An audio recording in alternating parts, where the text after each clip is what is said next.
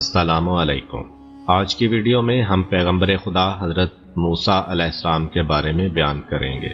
حضرت موسیٰ علیہ السلام حضرت یعقوب علیہ السلام کے بیٹے لاوی کی نسل میں سے تھے۔ حضرت موسیٰ علیہ السلام اور حضرت ابراہیم علیہ السلام کے درمیان 500 سال کا وقفہ بنتا ہے۔ ان کے والد کا نام عمران اور والدہ کا نام نجیب یا فاہیہ تھا، جس میں اختلاف ہے، اور ان کے بھائی حضرت ہارون علیہ السلام تھے۔ حضرت موسیٰ علیہ السلام کی پیدائش کے بعد جب ان کی والدہ نے انہیں صندوق میں بند کر کے دریا کے حوالے کر دیا تو وہ تیرتا ہوا فرعون کے محل کے پاس جا پہنچا۔ فرعون نے اس صندوق کو پانی اور درخت کے درمیان پایا تھا، اسی وجہ سے ان کا نام موسیٰ رکھا گیا، کیونکہ قبطی زبان میں پانی کو مو اور شجر کو سا کہتے ہیں۔ رسول خدا صلی اللہ علیہ وآلہ وسلم سے منقول ہے کہ حق تعالی نے 4 پیغمبروں کو شمشیر اور جہاد کے لیے منتخب کیا: حضرت ابراہیم، حضرت داؤد، حضرت موسیٰ علیہ السلام اور حضرت محمد صلی اللہ علیہ وآلہ وسلم۔ اسی طرح خاندانوں میں سے 4 خاندانوں کو منتخب کیا، جیسا کہ قرآن میں ارشاد ہوتا ہے کہ خدا نے آدم و نوح اور آل ابراہیم علیہ السلام اور آل عمران علیہ السلام کو تمام عالم پر برگزیدہ کیا۔ حضرت یعقوب علیہ السلام اور ان کے 12 بیٹے، جن کو بنی اسرائیل کہا جاتا ہے، حضرت یوسف علیہ السلام کی خواہش پر مصر آ گئے اور وہیں آباد ہو گئے۔ رفتہ رفتہ ان کی تعداد بڑھتی گئی اور وہ ایک بہت بڑا قبیلہ بن گئے۔ حضرت یعقوب علیہ السلام 17 سال مصر میں رہنے کے بعد 147 سال کی عمر میں وفات پا گئے، اور کچھ مدت کے بعد حضرت یوسف علیہ السلام بھی 110 سال کی عمر میں اس دار فانی سے کوچ کر گئے۔ تب اس ملک کی حکومت دوسرے بادشاہوں کے قبضے میں چلی گئی، جنہیں فرعونہ کہا گیا۔ فرعونہ جمع ہے فرعون کی۔ واضح رہے کہ فرعون ایک خاص شخص کا نام نہیں ہے، بلکہ مصر کے ہر بادشاہ کو فرعون کہا جاتا تھا۔ جس طرح ایران کے بادشاہ کو کسریٰ، روم کے بادشاہ کو ہرقل اور قیصر، حبشہ کے بادشاہ کو نجاشی، یمن کے بادشاہ کو طبع اور ترک کے بادشاہ کو خاقان کہا جاتا تھا۔ سارے قبطی پہلے فرعون کی نسل در نسل سے تھے، جس کا نام ولید بن مصعب بن ریان تھا۔ کئی صدیاں اسی طرح گزریں اور ان میں بنی اسرائیل ایک قابل توجہ گروہ کی حیثیت سے ابھرے۔ ان کی تعداد بہت بڑھ چکی تھی اور اس میں مسلسل اضافہ ہوتا چلا جا رہا تھا۔ فرعون بنی اسرائیل کی تعداد میں روز افزوں اضافے کو دیکھ کر گھبرا گیا۔ اس نے سوچا کہیں ایسا نہ ہو کہ یہ لوگ حکومت مصر کے دشمنوں کے ساتھ مل کر ملک کے لیے ایک خطرہ بن جائیں۔ اس بنا پر اس نے بنی اسرائیل کے لیے مشکلات پیدا کرنے اور ان پر پابندیاں عائد کرنے کا فیصلہ کیا۔ پھر اس نے اپنے اس فیصلے کو عملی جامہ پہنایا اور بنی اسرائیل پر سختیاں کرنا شروع کر دیں، اور طرح طرح کے ہیلے بہانوں سے ان کے لیے مشکلات کھڑی کر دیں۔ بنی اسرائیل سے جبری مشقت کے دشوار ترین کام لیے جاتے تھے۔ کسی سے ذاتی خدمت لی جاتی، کسی سے کھیتی باڑی کرائی جاتی، اور کسی سے گارا اور اینٹ کا کام لیا جاتا، اور جو کام کرنے کے قابل نہ ہوتا تھا اس سے بھاری بھرکم جزیہ وصول کیا جاتا تھا، جس کے ادا نہ کرنے پر اسے سخت سزا دی جاتی تھی۔ اور ان سب مظالم میں سے سب سے بڑا ظلم یہ تھا کہ ان کے بیٹوں کو قتل کر دیا جاتا اور بیٹیوں کو خدمت گزاری کے لیے زندہ چھوڑ دیا جاتا تھا۔ بنی اسرائیل کے بچوں کو قتل کرنے کی کیا وجہ تھی؟ اس کے بارے میں ایک اور روایت میں ملتا ہے کہ ایک بار فرعون نے ایک خواب دیکھا کہ بیت المقدس کی جانب سے آگ کا ایک زبردست شعلہ آیا، جس نے مصر کے قبطی خاندان کے تمام گھروں کو جلا کر بھسم کر دیا، مگر بنی اسرائیل کے گھروں کو کوئی گزند نہیں پہنچا۔ جب اس نے معابروں اور کاہنوں سے اپنے اس خواب کی تعبیر دریافت کی تو انہوں نے اسے بتایا کہ بنی اسرائیل میں ایک لڑکا پیدا ہوگا جس کے ہاتھ سے تو بھی تباہ ہوگا اور تیری سلطنت بھی برباد ہوگی۔ فرعون نے اس حادثے کی پیش بندی کرنا چاہی اور اپنے اہلکاروں کو حکم دیا کہ بنی اسرائیل میں جو لڑکا بھی پیدا ہو وہ اسے مار ڈالیں اور لڑکیوں کو زندہ رہنے دیں۔ اس طرح اس نے بنی اسرائیل کے بے شمار لڑکوں کا قتل کروایا۔ اس کا خیال تھا کہ اس طرح وہ تقدیر خداوندی کے آگے بند باندھ دے گا اور حکم الہی کو جاری نہیں ہونے دے گا۔ تاہم پروردگار عالم کو یہی منظور تھا کہ حضرت موسیٰ علیہ السلام ایسے ہی خطرناک ماحول میں پیدا ہوں اور ان کے ہاتھوں فرعون کی سلطنت نیست و نابود ہو کر رہے۔ حضرت موسیٰ علیہ السلام کی والدہ گھر میں بیٹھی تھیں کہ ان کو درد ذا شروع ہو گیا۔ تب دایا کو بلایا گیا اور حضرت موسیٰ علیہ السلام دنیا میں تشریف لائے، لیکن ان کی ولادت کو پوشیدہ رکھا گیا تاکہ ایسا نہ ہو کہ یہ خبر فرعون اور اس کے اہلکاروں تک پہنچ جائے اور موسیٰ علیہ السلام کی زندگی خطرے میں پڑ جائے۔ چند دن اسی طرح گزر گئے جن میں فرعون کے جاسوس بنی اسرائیل کے گھروں کی تلاشی لیتے رہے اور جو لڑکا بھی انہیں ملا اسے قتل کر دیا گیا۔ ظاہر ہے کہ ان حالات میں حضرت موسیٰ علیہ السلام کی حفاظت کرنا بڑا مشکل کام تھا۔ اس موقع پر خدا نے ان کی والدہ کو یہ ترکیب سمجھائی کہ وہ حضرت موسیٰ علیہ السلام کو ایک صندوق میں رکھیں، اس پر تارکول لگائیں اور اسے دریائے نیل میں ڈال دیں تاکہ خدا کا فرمان جاری ہو۔ چنانچہ حضرت موسیٰ علیہ السلام کی والدہ نے ایک صندوق تیار کروایا، اپنے پیارے بیٹے کو اس میں لٹایا اور بڑی حسرت کے ساتھ نیل کی لہروں کے سپرد کر دیا۔ پھر یہ چھوٹی سی کشتی نیل کے پانی پر تیرنے لگی اور ہر دوسری جگہ کو چھوڑتی ہوئی فرعون کے محل کے پاس آ پہنچی۔ تب شاہی ملازموں نے اسے دریا سے نکال لیا اور فرعون کے پاس لے گئے۔ حضرت موسیٰ علیہ السلام کی بہن دور سے اس پر نظریں جمائے ہوئے تھیں کہ دیکھیں اس صندوق اور بچے پر کیا گزرتی ہے۔ جب انہوں نے دیکھا کہ صندوق فرعون کے محل میں پہنچا دیا گیا ہے تو وہ بے حد پریشان ہوئیں، لیکن خدائے تعالیٰ کی لامحدود رحمت نے حضرت موسیٰ علیہ السلام پر اپنا سایہ ڈالا اور اس کی مہربانی سے وہ ہر طرح کی تکلیف سے محفوظ رہے۔ جب بچے کو فرعون کے پاس لایا گیا تو اس نے سوچا کہ کہیں ایسا نہ ہو کہ یہی وہ بچہ ہو جو اس کی سلطنت کے لیے خطرہ بن جائے۔ اس نے اس بچے کو مارنے کا حکم دے دیا۔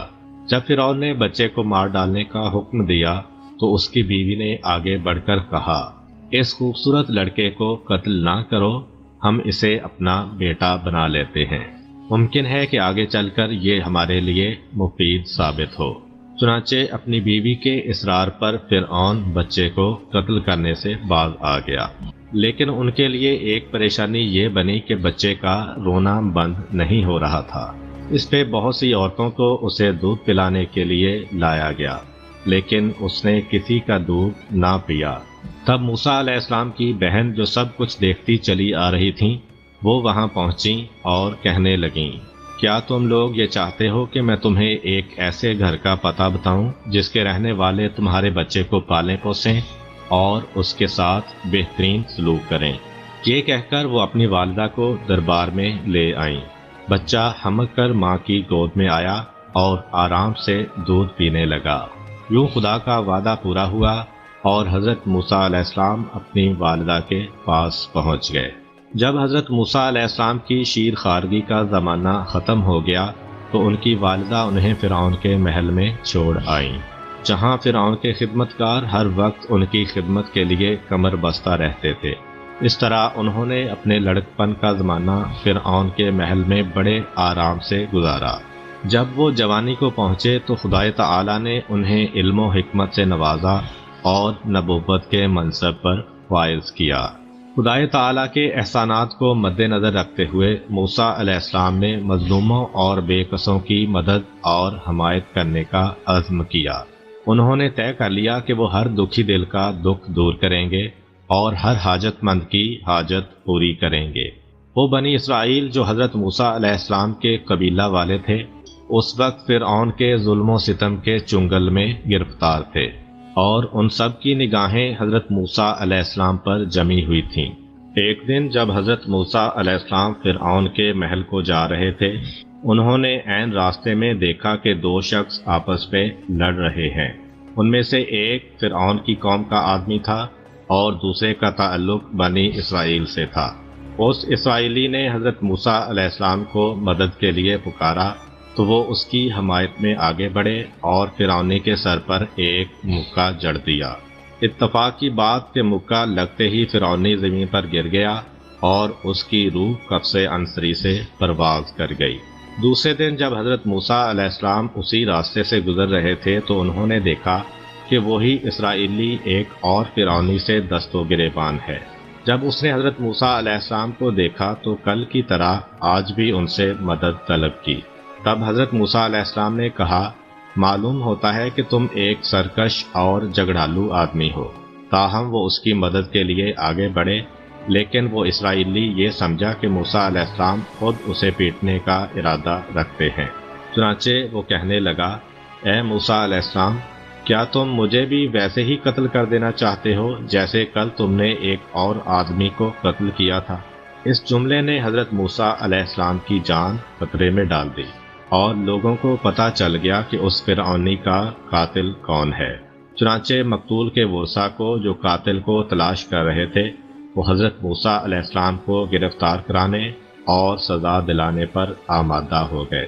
تاہم اس موقع پر بھی اللہ کی رحمت موسیٰ علیہ السلام کے شامل حال ہوئی، اور فرعون کا خزانچی جو ایک مومن تھا لیکن اپنے ایمان کو پوشیدہ رکھے ہوئے تھا، وہ فوراً حضرت موسیٰ علیہ السلام کے پاس پہنچا اور کہنے لگا، اے موسیٰ علیہ السلام، یہ قوم آپ کو قتل کرنے کے درپے ہے، اس لیے میں آپ کو مشورہ دیتا ہوں کہ جتنی جلد ہو سکے اس شہر سے نکل جائیں اور فرعونیوں کے ہاتھ سے اپنی جان بچا لیں۔ یوں حضرت موسیٰ علیہ السلام نے فرعون کے اس خزانچی کے کہنے پر مصر کو چھوڑ دیا۔ حضرت موسیٰ علیہ السلام سفر کی کوئی تیاری کیے یا کھانے پینے کا سامان ساتھ لیے بغیر خوف اور پریشانی کے عالم میں شہر سے نکل کھڑے ہوئے۔ وہ سخت بھوک اور پیاس کی حالت میں بیابانوں میں تنہا چل رہے تھے۔ آخر کئی دن رات کے سفر کے بعد وہ مدین کے ایک کنویں پر آ پہنچے۔ وہاں انہوں نے دیکھا کہ کچھ چرواہے کنویں کے کنارے واقع درخت کے نیچے جمع ہیں اور اپنی بھیڑوں کو پانی پلا رہے ہیں۔ اس کے ساتھ ہی یہ بھی دیکھا کہ دو لڑکیاں اپنی بھیڑیں لیے کنویں سے دور کھڑی ہیں اور ان کو کنویں کے نزدیک جانے سے روکے ہوئے ہیں۔ حضرت موسیٰ علیہ السلام ان لڑکیوں کے پاس گئے اور پوچھا، آپ اپنی بھیڑوں کو پانی کیوں نہیں پلا رہی؟ انہوں نے جواب دیا، ہم اس انتظار میں ہیں کہ جب مرد اپنے جانوروں کو پانی پلا کر چلے جائیں تو پھر ہم اپنی بھیڑوں کو پانی پلائیں گی۔ ہمارے والد بہت بوڑھے ہیں، وہ اتنا کام کرنے کی ہمت نہیں رکھتے، اس لیے ہمیں یہ کام کرنا پڑتا ہے۔ حضرت موسیٰ علیہ السلام کنویں کے کنارے پہنچے، ڈول پکڑا اور ان لڑکیوں کی بھیڑوں کو پانی پلایا اور پھر درخت کے سائے میں بیٹھ گئے۔ یہ وہ وقت تھا کہ انہیں سخت بھوک لگ رہی تھی، اس لیے انہوں نے خدا سے مدد مانگی اور اس کی بارگاہ میں اپنی حاجت بیان کی۔ ابھی لڑکیوں کو گئے ہوئے تھوڑی دیر ہی گزری تھی کہ ان میں سے ایک واپس آئی اور کہنے لگی، میرے والد نے آپ کو اس لیے بلایا ہے کہ آپ نے ہمارے لیے پانی پلانے کی جو تکلیف اٹھائی ہے آپ کو اس کا معاوضہ دیں۔ یہ سن کر حضرت موسیٰ علیہ السلام حضرت شعیب علیہ السلام کے گھر کی جانب چل پڑے جو ان لڑکیوں کے والد تھے۔ حضرت شعیب علیہ السلام نے ان کی آپ بیتی دریافت کی اور جب انہیں تمام حالات کا پتہ چل گیا تو کہا، اب تمہیں خوفزدہ ہونے کی ضرورت نہیں، کیونکہ یہ سرزمین فرعون کی سلطنت سے باہر ہے اور تم یہاں ان لوگوں کے شر سے محفوظ ہو۔ حضرت شعیب علیہ السلام کی بیٹی نے کہا، بابا جان، اس جوان کو اپنی مدد کے لیے ملازم رکھ لیجئے، کیونکہ یہ ایک طاقتور اور امانت دار شخص ہے۔ حضرت شعیب علیہ السلام نے کہا، اس کے طاقتور ہونے کے متعلق تو تمہیں اس وقت پتہ چلا ہوگا جب اس نے کنویں سے پانی نکالا تھا، لیکن تمہیں یہ اندازہ کیوں کر ہوا کہ وہ ایک امانت دار شخص بھی ہے؟ لڑکی نے کہا، جب میں اسے گھر لا رہی تھی تو اس نے مجھ سے کہا، میں آگے آگے چلتا ہوں اور تم میرے پیچھے رہ کر مجھے راستہ بتاتی رہو۔ پھر یہ کہا کہ ہم ایک ایسے خاندان سے تعلق رکھتے ہیں کہ جس کے افراد عورتوں کے وضع قطع پر نگاہ نہیں ڈالتے۔ حضرت شعیب علیہ السلام کو اپنی بیٹی کا استدلال پسند آیا اور وہ حضرت موسیٰ علیہ السلام سے کہنے لگے، میں اپنی ایک بیٹی صفورہ کا نکاح تم سے کر دینا چاہتا ہوں، لیکن شرط یہ ہے کہ تم 8 سال تک میرے ہاں رہ کر میری بھیڑیں چراؤ گے، اور اگر تم چاہو تو 10 سال تک بھی رہ سکتے ہو، لیکن یہ تمہاری مرضی پر منحصر ہے۔ حضرت موسیٰ علیہ السلام کے جو اپنے آپ کو اس علاقے میں تنہا اور اجنبی محسوس کر رہے تھے، انہوں نے حضرت شعیب علیہ السلام کی یہ بات مان لی اور ان کی دامادی کا فخر حاصل کر لیا، اور ساتھ ہی ساتھ ان کی بھیڑیں چرانے کا کام بھی سنبھال لیا۔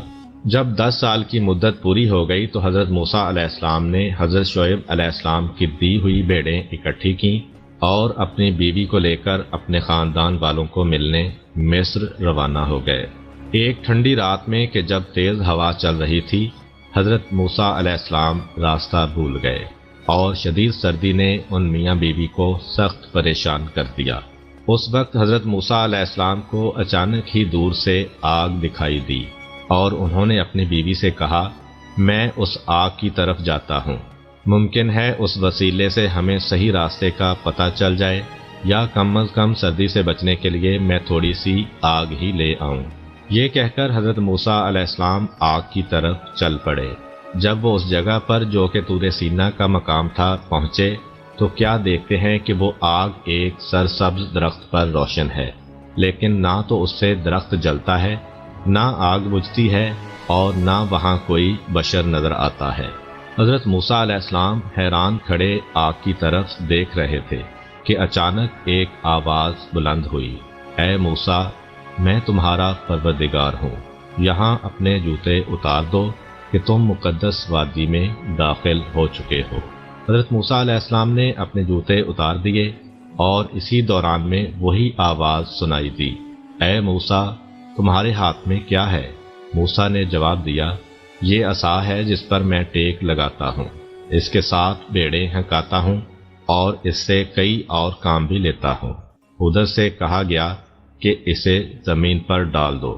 موسیٰ علیہ السلام نے عصا زمین پر ڈالا تو وہ ایک بڑا سا ڈراؤنا سانپ بن گیا۔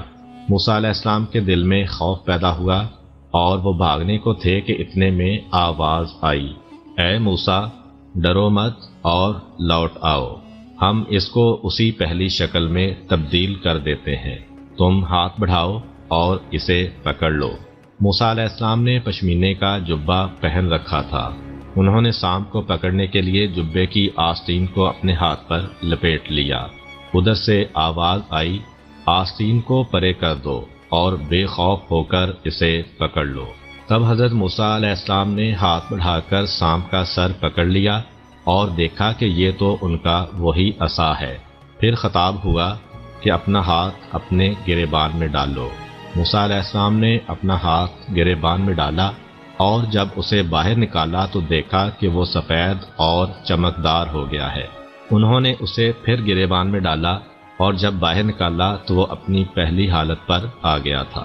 پھر آواز آئی، اے موسیٰ، یہ تمہارے رب کی 2 بہت بڑی نشانیاں ہیں، اب ضروری ہے کہ تم فرعون اور اس کی قوم کے پاس جاؤ اور انہیں ہماری طرف بلاؤ۔ حضرت موسیٰ علیہ السلام نے عرض کیا، اے پروردگار، میں نے فرعون کی قوم کے ایک آدمی کو مار ڈالا تھا، اس لیے ڈرتا ہوں کہ کہیں وہ مجھے قتل نہ کر دیں۔ میرا بھائی ہارون کہ جو مجھ سے بڑھ کر روانی سے بول سکتا ہے، تو اس کو میرے ساتھ کر دے تاکہ وہ میری تصدیق کرے اور میرا مددگار ہو۔ روایات میں ملتا ہے کہ حضرت موسیٰ علیہ السلام کی زبان میں لکنت تھی، اسی وجہ سے انہوں نے اللہ تعالیٰ سے کہا کہ میرے بھائی ہارون کو میرا مددگار بنا دے جو مجھ سے بڑھ کر روانی سے بول سکتا ہے۔ حضرت موسیٰ علیہ السلام کی یہ درخواست قبول کر لی گئی اور ہارون علیہ السلام کو ان کا معاون مقرر کر دیا گیا۔ جب حضرت موسیٰ علیہ السلام اس جگہ سے واپس ہونے لگے تو ان کا حوصلہ بڑھانے اور انہیں اطمینان دلانے کے لیے کہا گیا، تم اپنے بھائی ہارون کے ساتھ فرعون کے پاس جاؤ اور ہماری آیتیں اس کے سامنے پڑھو، ہاں یہ جان لو کہ تم اور تمہارے پیرو ہی کامیاب ہوں گے۔ ملک مدین چھوڑنے کے بعد جب حضرت موسیٰ علیہ السلام دوبارہ مصر پہنچے تو سب سے پہلے اپنی والدہ، بھائی اور بہن سے ملنے گئے۔ انہوں نے اپنے بھائی ہارون علیہ السلام کو خدا کا پیغام پہنچایا اور پروردگار عالم کی طرف سے جو کام ان کے سپرد کیا گیا تھا انہیں اس سے مطلع کیا۔ پھر دونوں بھائی فرعون کے دربار میں جانے کے لیے تیار ہو گئے، لیکن حضرت موسیٰ علیہ السلام کی والدہ ان کی اس ماموریت کے باعث بے حد خوفزدہ تھیں، کیونکہ فرعون جیسے ظالم کے آگے کلمہ حق بلند کرنا کوئی آسان کام نہ تھا۔ وہ چاہتی تھیں کہ ان کے بیٹے اس کام سے باز رہیں، تاہم ان کے لیے اللہ کے حکم پر عمل کرنا اپنے بیٹوں کی زندگی سے زیادہ افضل تھا۔ لہٰذا وہ فرعون کے دربار میں گئے اور جس حقیقت کو بیان کرنے کے لیے انہیں مامور کیا گیا تھا وہ اس کے کانوں تک پہنچا دی۔ حضرت موسیٰ علیہ السلام نے کہا، میں دونوں جہاں کے پروردگار کا بھیجا ہوا ہوں، لہٰذا مناسب یہی ہے کہ میں سچی بات کے علاوہ کچھ نہ کہوں۔ میں خدا تعالی کی طرف سے واضح دلیل کے ساتھ تمہاری رہنمائی کے لیے آیا ہوں۔ بس اب تم بنی اسرائیل کو تمام پابندیوں سے آزاد کرو اور انہیں میرے ساتھ جانے دو۔ فرعون نے انہیں حقارت کی نگاہ سے دیکھا اور کہا، تمہارا خدا کون ہے؟ حضرت موسیٰ علیہ السلام نے جواب دیا، ہمارا پروردگار وہ ہے جس نے اپنی مخلوق کو اچھی سے اچھی صورت کے ساتھ پیدا کیا اور ان کو اس زندگی کے مقاصد کی ہدایت فرمائی۔ فرعون نے کہا، جس کے درمیان یہ گفتگو عام لوگوں کے سامنے ہوئی تھی، لہٰذا اس سے فرعون کے رعب اور دبدبے میں بہت حد تک کمی آ گئی۔ تب اس نے اپنے کچھ کارندوں کو شہر کے گلی کوچوں میں بھیجا تاکہ وہ لوگوں کو اس غلط فہمی میں مبتلا کریں کہ فرعون ضروری تیاری کر کے موسیٰ علیہ السلام کے خدا سے لڑنے آسمان پر جا رہا ہے۔ علاوہ ازیں حامان کو یہ حکم دیا کہ وہ ایک بہت بلند عمارت تعمیر کرے تاکہ فرعون اس کو استعمال کرتے ہوئے حضرت موسیٰ علیہ السلام کے خدا سے لڑنے جائے۔ چنانچہ لوگوں کو اس غلط فہمی میں مبتلا کرنے کا حربہ کسی حد تک مؤثر ثابت ہوا اور ان کے دلوں میں فرعون کے خدا ہونے کا یقین قائم رہا۔ ممکن ہے کہ فرعون خود بھی اپنی ان احمقانہ باتوں پر یقین رکھتا ہو، یا شاید وہ اس حد تک نادان نہ تھا اور اس نے محض لوگوں کو بیوقوف بنانے کے لیے ہی یہ بکھیڑا ڈالا تھا۔ فرعون نے حضرت موسیٰ علیہ السلام سے مقابلہ کرنے اور انہیں نیچا دکھانے کے لیے دھمکیاں دینا شروع کی اور کہا، اگر تم اپنے ان دعووں سے دستبردار نہیں ہوگے اور میرے علاوہ کسی اور کو خدا مانو گے تو میں تمہیں قید خانے میں ڈال دوں گا۔ حضرت موسیٰ علیہ السلام نے کہا، اگرچہ میرے پاس اپنی حقانیت کے بارے میں واضح دلیل موجود ہو پھر بھی۔ فرعون نے کہا، تمہاری دلیل کیا ہے؟ حضرت موسیٰ علیہ السلام نے اپنا عصا زمین پر ڈال دیا اور وہ ایک بڑا اژدہا بن گیا۔ فرعون اسے دیکھ کر بھونچکا رہ گیا اور کہنے لگا، کیا تمہارے پاس کوئی اور معجزہ بھی ہے؟ حضرت موسیٰ علیہ السلام نے اپنا ہاتھ گریبان میں ڈالا اور پھر باہر نکالا تو ان کی ہتھیلی سے چمکیلی اور چندھیا دینے والی روشنی پھوٹ رہی تھی۔ اب فرعون کے لیے کچھ کہنے کی گنجائش باقی نہ رہی۔ اگر وہ قلب سلیم کا مالک ہوتا تو ان معجزوں اور خدائی نشانیوں کے آگے سر تسلیم خم کر دیتا اور سرکشی اور بغاوت سے باز آ جاتا، لیکن اقتدار کا نشہ اس کے دل اور روح پر اس قدر چھایا ہوا تھا کہ اب بھی اسے اپنی کامیابی کی امید تھی۔ اس نے حضرت موسیٰ علیہ السلام پر جادوگری اور شعبدہ بازی کی تہمت لگائی اور لوگوں سے کہا، موسیٰ اور ہارون دونوں بھائی بہت بڑے جادوگر ہیں جو چاہتے ہیں کہ اپنے جادو کے زور سے تمہیں اس ملک سے نکال دیں۔ اب تم ہی بتاؤ کہ ہمیں ان کے ساتھ کیا سلوک کرنا چاہیے۔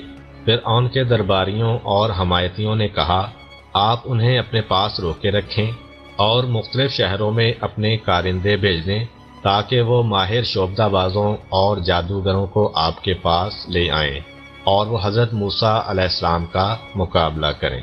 ان کی یہ تجویز فرعون کو بڑی پسند آئی اور اس نے حکم دیا کہ شعبدہ بازوں اور جادوگروں کو حاضر کیا جائے۔ چند ہی دنوں میں بہت سے جادوگر اور شعبدہ باز دربار میں حاضر ہو گئے اور انہوں نے حضرت موسیٰ علیہ السلام کا مقابلہ کرنے پر آمادگی کا اظہار کر دیا۔ پھر اس مقابلے کے لیے ایک دن مقرر کر دیا گیا اور اس کا انتظام ایک ایسی جگہ پر کیا گیا جہاں ہزاروں تماشائیوں کے بیٹھنے کی گنجائش تھی۔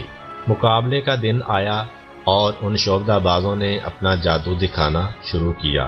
انہوں نے میدان میں چند ایسی رسیاں پھینکی کہ جن میں پارا بھرا ہوا تھا۔ جب ان پر دھوپ پڑی تو پارا پھیلنے کی وجہ سے وہ حرکت کرنے لگیں۔ وہ لوگوں کو یوں دکھائی دیتی تھیں جیسے کہ بڑے بڑے اور خطرناک سانپ چل رہے ہیں۔ شعبدہ بازوں کو اپنی کامیابی کا اتنا یقین تھا کہ وہ بے اختیار کہنے لگے، فرعون کی عزت کی قسم کہ کامیابی اور فتح ہماری ہے۔ جب جادوگروں نے اپنے جادو اور شعبدہ بازی کے بہترین کرتب دکھا کر لوگوں کو حیرت میں ڈال رکھا تھا، اس وقت حضرت موسیٰ علیہ السلام نے اپنا عصا زمین پر پھینکا تو اس نے ایک بہت بڑے اژدہا کی شکل اختیار کر لی۔ اس کے ساتھ ہی اس اژدہے نے جادوگروں کے بنائے ہوئے تمام سانپوں کو نگل لیا اور اس میدان میں ان کی رسیوں کا نام و نشان بھی باقی نہ رہا۔ جب شعبدہ بازوں نے یہ دیکھا کہ ان کے عمل کا حضرت موسیٰ علیہ السلام کے عمل سے کوئی مقابلہ ہی نہیں ہے، نیز یہ کہ وہ جادو کے فن میں ماہر تھے اور سمجھ گئے کہ حضرت موسیٰ علیہ السلام کا عصا خدا کی جانب سے ایک معجزہ ہے اور انسان کا اس میں کوئی دخل نہیں ہے، لہٰذا وہ سب کے سب سجدے میں گر گئے اور کہنے لگے، ہم تو حضرت موسیٰ علیہ السلام اور ہارون علیہ السلام کے خدا پر ایمان لے آئے ہیں۔ فرعون نے کہا، کیا تم میری اجازت سے قبل ہی ایمان لے آئے ہو؟ بے شک وہ تمہارا استاد اور سردار ہے جس نے تمہیں جادو سکھایا ہے۔ میں ابھی ابھی تمہیں اس عمل کی سزا دوں گا، تمہارے ہاتھ پاؤں مخالف سمتوں سے کاٹ ڈالوں گا اور تمہیں سولی پر لٹکا دوں گا۔ انہوں نے جواب دیا، اس میں ہمارا کوئی نقصان نہیں، کیونکہ ہم خدا کی طرف لوٹ جائیں گے اور ہمیں امید ہے کہ وہ ہمارے گناہ بخش دے گا اور ہم پر رحمت فرمائے گا۔ فرعون نے شعبدہ بازوں کے معاملے میں بھی شکست فاش کھائی اور لوگوں کے عقائد میں ایک عجیب عدم استحکام پیدا ہو گیا۔ جب اس نے دیکھا کہ وہ حضرت موسیٰ علیہ السلام کے مقابلے میں ہار گیا ہے تو اس نے اپنے درباریوں کے مشورے سے حضرت موسیٰ علیہ السلام کو قتل کرا دینے کا فیصلہ کیا، لیکن اس سبب سے کہ ہر دور میں حق کے کچھ نہ کچھ حامی اور مددگار ضرور ہوتے ہیں۔ فرعون کی قوم کا ایک آدمی کہ جو اپنے ایمان کو پوشیدہ رکھے ہوئے تھا، وہ حضرت موسیٰ علیہ السلام کا دفاع کرنے کے لیے اٹھ کھڑا ہوا۔ اس نے بڑی سنجیدگی سے حضرت موسیٰ علیہ السلام کی طرفداری کی اور کہا، یہ قطعاً مناسب نہیں ہے کہ تم ایک اپنی سچائی کو ثابت کرنے کے لیے واضح دلائل بھی موجود ہیں۔ اگر تم سمجھتے ہو کہ اس نے جھوٹا دعویٰ کیا ہے تو اس میں تمہارا کوئی نقصان نہیں اور اس کا گناہ اس کی گردن پر ہوگا، لیکن اگر وہ سچ کہتا ہے تو تم پر خدا کا عذاب نازل ہوگا، نیز خدا بھی جھوٹے لوگوں کی ہدایت نہیں کرتا۔ فرعون کے برے ارادوں سے حضرت موسیٰ علیہ السلام کی سرگرمیوں میں کوئی کمی واقع نہ ہوئی اور انہوں نے تبلیغ کا کام پوری شد و مد سے جاری رکھا۔ تاہم بنی اسرائیل پہ فرعون کی سخت گیری بڑھتی چلی گئی اور اس کی سرکشی اور بغاوت میں اضافہ ہوتا گیا۔ اس دوران میں خدا تعالی نے حضرت موسیٰ علیہ السلام کو وحی بھیجی کہ فرعون سے صاف صاف کہہ دو، اب تیار ہو جا کہ خدا عنقریب تم پر اور تمہاری قوم پر عذاب نازل کر دے گا۔ چنانچہ فرعون کو اس بات کا علم ہو گیا، لیکن وہ خواب غفلت سے بیدار نہ ہوا اور اپنی سرکشی پر قائم رہا۔ مگر خدا تعالی تو اپنے بندوں پر بے حد مہربان ہے، اس لیے اس نے اس سرکش قوم کو اپنے عذاب کے کچھ نشان دکھائے تاکہ وہ اس کی بارگاہ کی طرف لوٹ آئیں اور توبہ کر لیں۔ پھر ہوا یہ کہ خشک سالی آئی اور پھل ناپید ہو گئے۔ اس کے بعد سیلاب آیا اور ہر طرف تباہی پھیل گئی، ہو گئیں۔ پہلے جوئیں اور پھر مینڈک ان پر مسلط ہو گئے۔ نیل کا پانی خون میں تبدیل ہو گیا۔ تاہم جب بھی کوئی عذاب آتا وہ حضرت موسیٰ علیہ السلام کے پاس آ کر کہتے، آپ خدا سے دعا کریں کہ یہ عذاب ہم پر سے ٹل جائے، پھر ہم ایمان لے آئیں گے۔ لیکن جب عذاب ٹل جاتا تو وہ پھر اپنے کفر پر جم جاتے تھے۔ خدا تعالی نے فرعون اور اس کی قوم کے لیے جو مہلت مقرر کی تھی وہ آہستہ آہستہ ختم ہو رہی تھی اور وہ لوگ اس مہلت سے غلط فائدہ اٹھا رہے تھے۔ وہ دشمنی اور سرکشی کے راستے پر چل رہے تھے اور اپنے پیغمبر کے ساتھ لڑنے جھگڑنے میں مصروف تھے۔ خدا کے غضب اور عذاب کی نشانیاں انہیں غفلت سے بیدار نہ کر سکیں اور بالآخر وہ اس کے ابدی عذاب میں گرفتار ہو گئے۔ حضرت موسیٰ علیہ السلام خدا کے حکم کے مطابق رات کے وقت بنی اسرائیل کو ساتھ لے کر مصر سے سرزمین مقدس فلسطین کی جانب روانہ ہو گئے، لیکن ابھی انہوں نے کچھ زیادہ مسافت طے نہیں کی تھی کہ فرعون کو ان کی روانگی کی خبر ہو گئی۔ چنانچہ اس نے اپنے سپاہیوں کو جمع کیا اور حضرت موسیٰ علیہ السلام کے تعاقب میں چل کھڑا ہوا۔ بنی اسرائیل بحیرہ احمر کے ساحل پر پہنچ چکے تھے کہ ان کو فرعون کی فوج کے آثار نظر آنے لگے۔ فوج کو آتے دیکھ کر انہیں اپنی ہلاکت کا یقین ہو گیا اور حضرت موسیٰ علیہ السلام سے کہنے لگے، کیا ہوا تمہارا وہ وعدہ؟ اب فرعون آ پہنچا ہے اور ہم مصیبت میں پھنس گئے ہیں۔ حضرت موسیٰ علیہ السلام نے انہیں تسلی دی اور پھر خدا کے حکم کے مطابق اپنا عصا سمندر میں مارا، جس سے سمندر کا پانی پھٹ گیا اور زمین نظر آنے لگی۔ حضرت موسیٰ علیہ السلام اور بنی اسرائیل سمندر میں داخل ہو گئے اور دوسرے کنارے پر پہنچ کر بخیریت باہر نکل گئے۔ اسی اثناء میں فرعون بھی سمندر کے ساحل پر آ پہنچا اور اس نے دیکھا کہ سمندر میں راستہ بنا ہوا ہے اور بنی اسرائیل اس کے دوسرے کنارے پر ہیں۔ وہ انہیں گرفتار کرنے کی دھن میں سمندر کے بیچوں بیچ اسی راستے پر ہو لیا۔ فرعون کے پیچھے پیچھے اس کے سپاہی بھی سمندر میں داخل ہو گئے۔ اسی اثناء میں سمندر کا پانی اللہ کے حکم سے آپس میں مل گیا اور فرعون اپنے لشکر سمیت پانی کی اندھی لہروں میں پھنس گیا۔ جب فرعون نے اپنے آپ کو ہلاکت میں مبتلا دیکھا اور عذاب الہی کا مشاہدہ کر لیا تو کہنے لگا، میں گواہی دیتا ہوں میں مسلمانوں میں سے ہوں۔ لیکن افسوس کے وقت گزر چکا تھا اور اب اس کے ایمان لانے کا کوئی فائدہ نہ تھا، کیونکہ عذاب الہی کے نازل ہو جانے کے بعد ایمان لانا بے معنی ہوتا ہے۔ علاوہ ازیں یہ احتمال بھی ہے کہ فرعون حقیقتاً ایمان نہیں لایا تھا، بلکہ وہ چاہتا تھا کہ یہ جملہ ادا کر کے اپنے آپ کو بچا لے اور بعد میں کفر اور سرکشی اختیار کر لے، جیسا کہ پہلے بھی ایسا ہی ہوتا رہا تھا کہ جب کبھی عذاب نازل ہوتا تو فرعونی لوگ حضرت موسیٰ علیہ السلام سے کہتے، ہم ایمان لے آئے کہ ہمیں اس عذاب سے رہائی مل جائے، لیکن جب عذاب ٹل جاتا تو وہ اپنے کفر پر دوبارہ جم جاتے۔ بہرحال فرعون اور اس کے لشکر کی زندگی کی بساط لپیٹ دی گئی اور ان سرکش لوگوں نے سمندر کی گہرائیوں میں جانیں دے دیں۔ خدا نے باغی فرعون کا بے جان جسم اسی وقت سمندر کی لہروں کے ذریعے ساحل پر پھینک دیا تاکہ بنی اسرائیل اسے دیکھیں اور عبرت حاصل کریں۔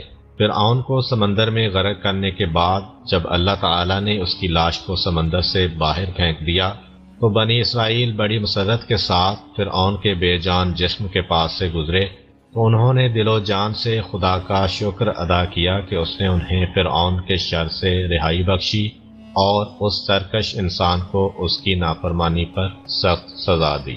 جب بنی اسرائیل اور حضرت موسیٰ علیہ السلام مصر سے کچھ فاصلہ طے کر چکے تو ایسے لوگوں کے پاس پہنچے جو بتوں کی پرستش کرتے تھے۔ چونکہ بنی اسرائیلیوں نے اپنی زندگی مصر جیسے بت پرست ملک میں گزاری تھی اور وہ بتوں اور بت پرستی کے عادی ہو چکے تھے، اس لیے وہاں بت پرستی کا منظر دیکھ کر ان کے دلوں میں بھی بت پرستی کی خواہش جاگ اٹھی۔ تب انہوں نے حضرت موسیٰ علیہ السلام سے کہا کہ جس طرح ان لوگوں نے معبود بنا رکھے ہیں، اسی طرح آپ بھی ہمارے لیے ایک معبود یعنی ایک بت کا تعین کر دیں کہ جسے ہم پوجا کریں۔ بڑی حیرت کا مقام ہے کہ بنی اسرائیل خدائے بزرگ و برتر اور اس کی نشانیوں کو اتنا قریب سے دیکھنے کے بعد اتنی جلدی بلا بیٹھے۔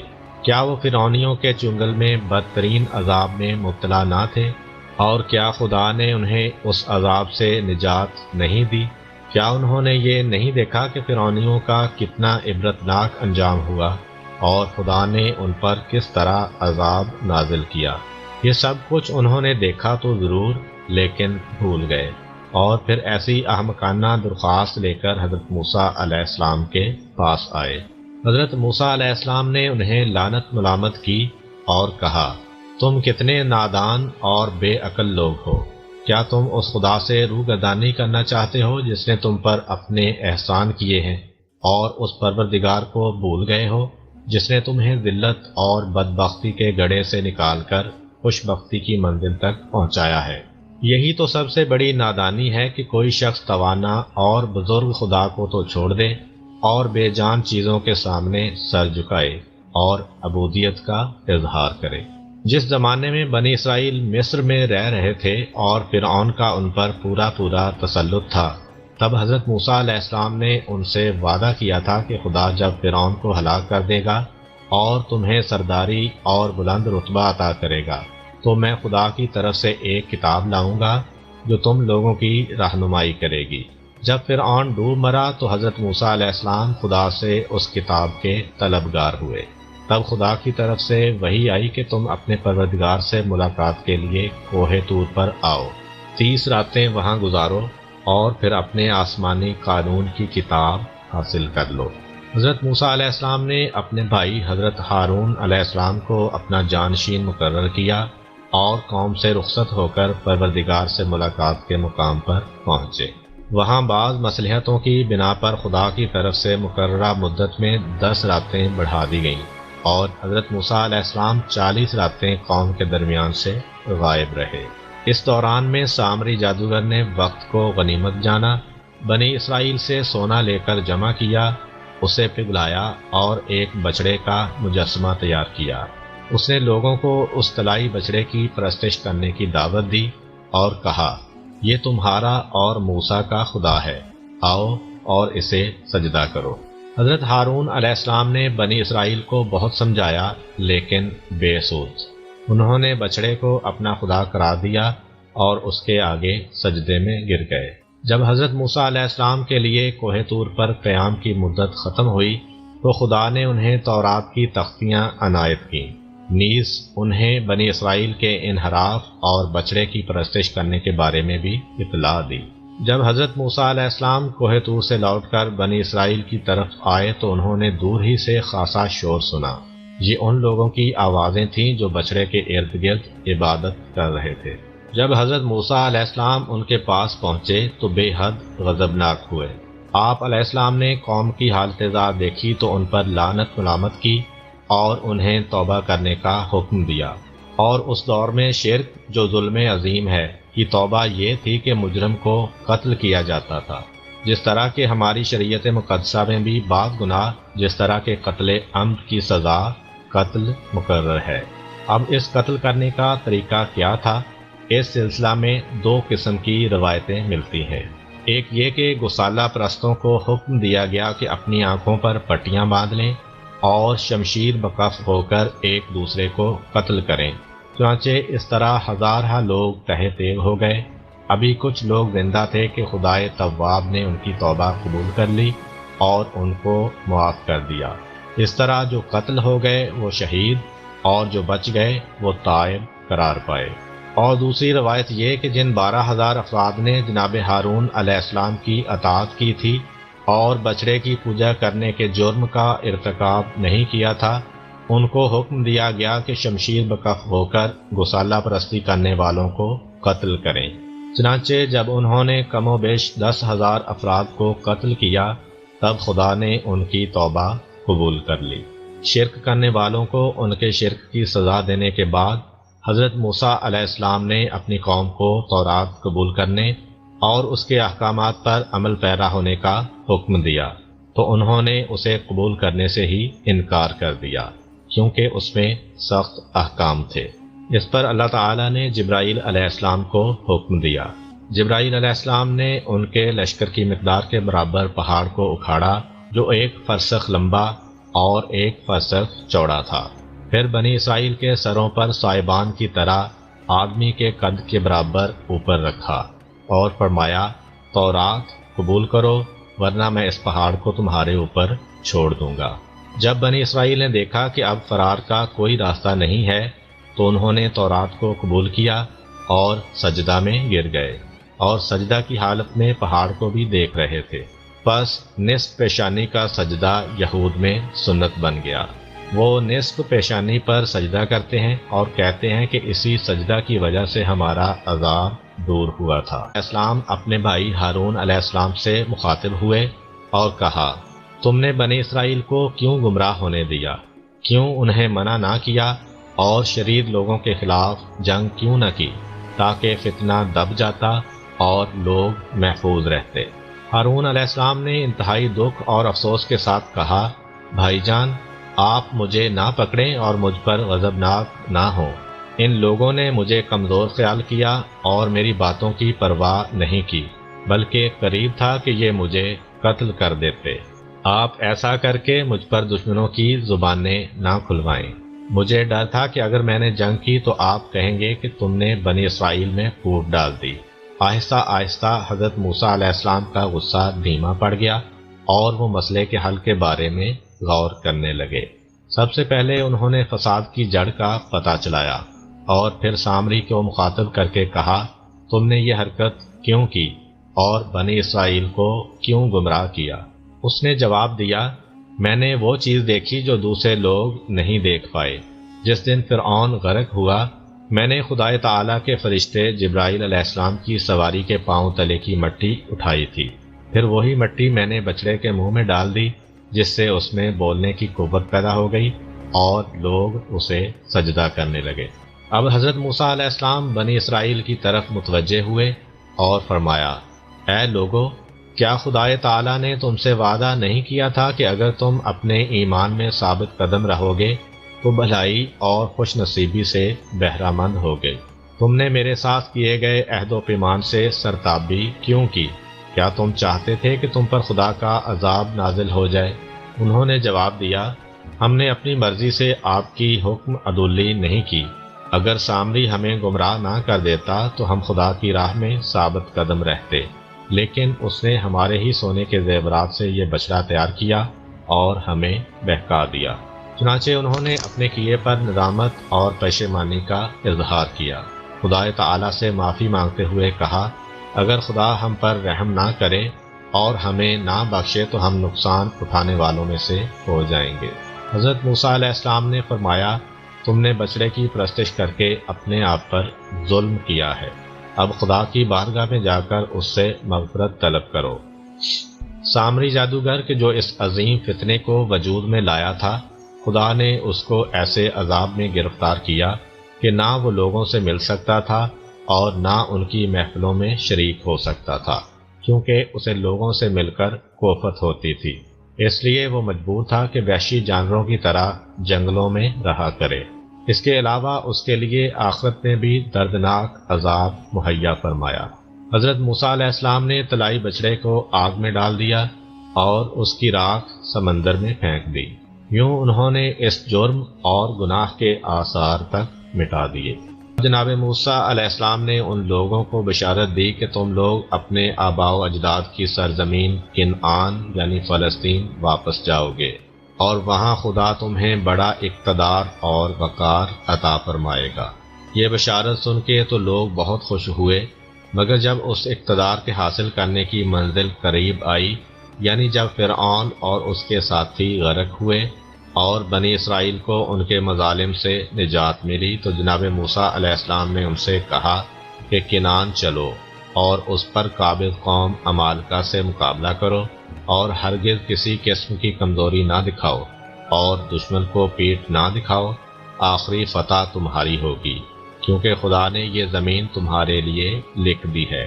پس جب جہاد کا وقت آیا تو ان لوگوں نے بزدلی کا مظاہرہ کیا، جس کی تصویر کشی قرآن نے کی ہے، اور جس چیز نے ان لوگوں کی بزدلی میں اضافہ کیا اور جلتی پر تیل چھڑکا، وہ یہ تھی کہ بعض روایات کے مطابق حضرت موسیٰ علیہ السلام نے فلسطین کی تازہ صورتحال معلوم کرنے کے لیے 12 آدمی روانہ کیے تھے۔